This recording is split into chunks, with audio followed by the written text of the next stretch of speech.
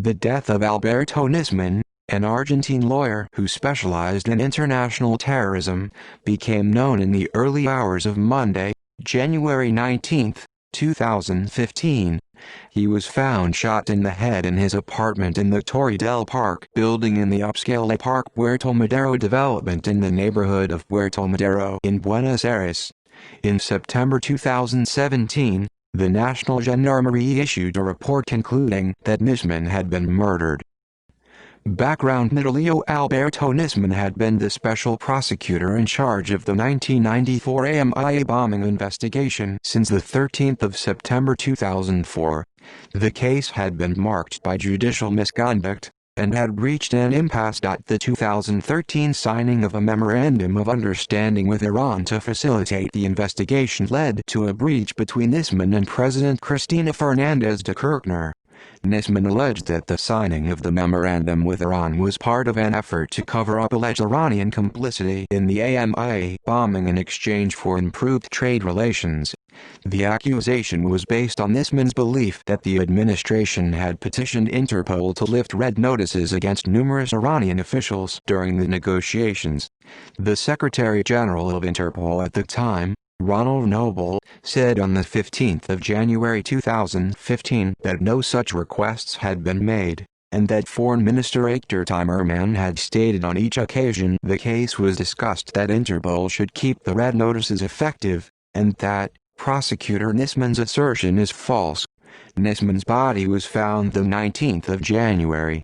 The discovery of the body came hours before the prosecutor was to present his complaint to the Criminal Law Committee of the Chamber of Deputies. Nisman had already submitted his complaint and wiretap transcripts to Judge Ariel Lijo on the 14th of January. The Nisman death is under investigation by Federal Judge Emma Palmini and Special Prosecutor Viviana Fine. It is unknown if the death was a suicide, a forced suicide, or a murder. Federal Judge Daniel Rafkas dismissed the Nisman complaint, which had been resubmitted to the courts by Federal Prosecutor Gerardo Policida, on the 26th of February. Judge Rafkas held in his ruling that none of the two hypotheses of a crime put forward by Prosecutor Policida in his writ stand up to the minimum level of scrutiny. Policita did not succeed Nisman as chief AMIA prosecutor. This office was headed as of the 13th of February by a prosecution task force led by Coordinator Juan Murray.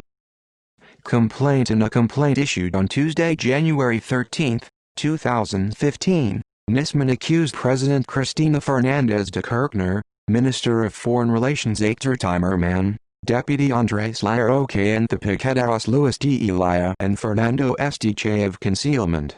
According to Nisman, they had guaranteed impunity of Iran with the memorandum to unblock relations with this country and impute some called local fascists. The complaint was based on eavesdropping on an alleged Iranian spy who spoke on different occasions to de Elia, Estiche, and Larroque, and on Nisman's stated belief that the administration had petitioned Interpol to lift red notices against numerous Iranian officials during said negotiations.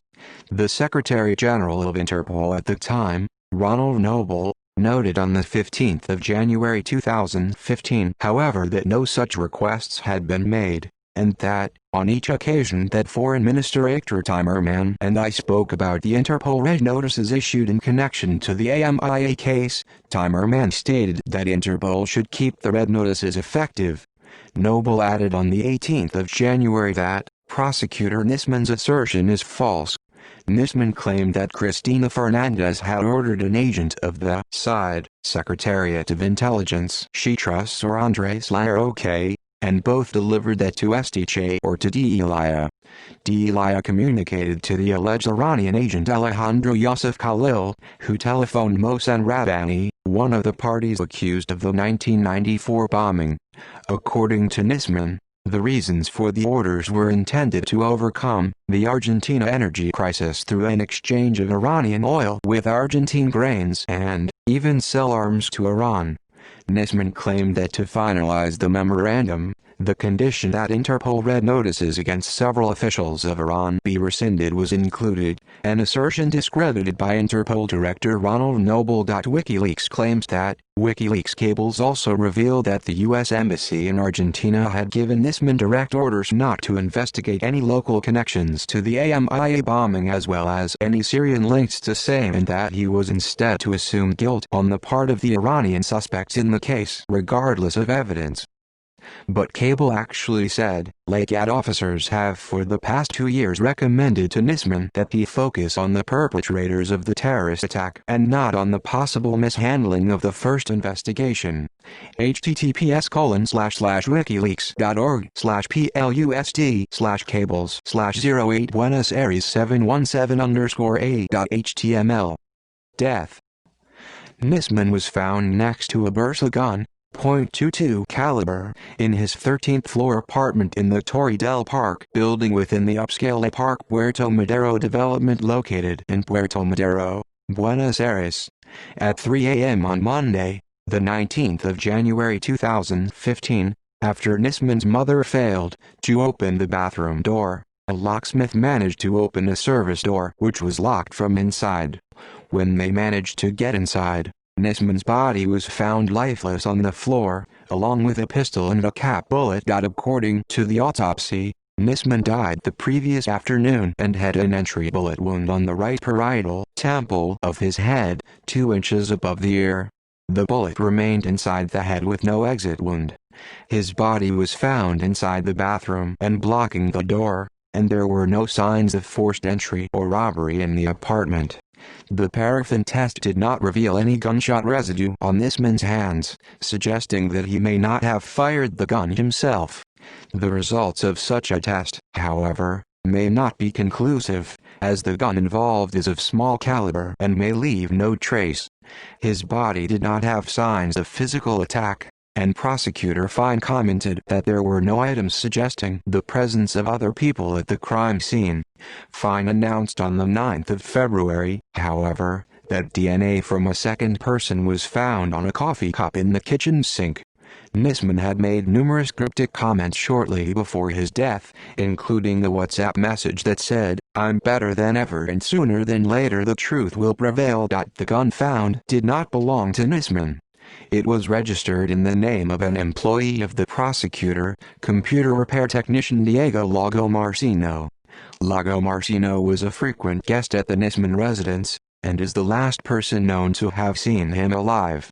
He last visited Nisman at around 8 p.m. on the day of Nisman's death, and according to Le Parc security records, stayed there as late as 12:54 a.m. While the .22 caliber weapon that fired the fatal shot belonged to Lagomarsino, he could not explain how no fingerprints of his were present on the weapon, as would be expected.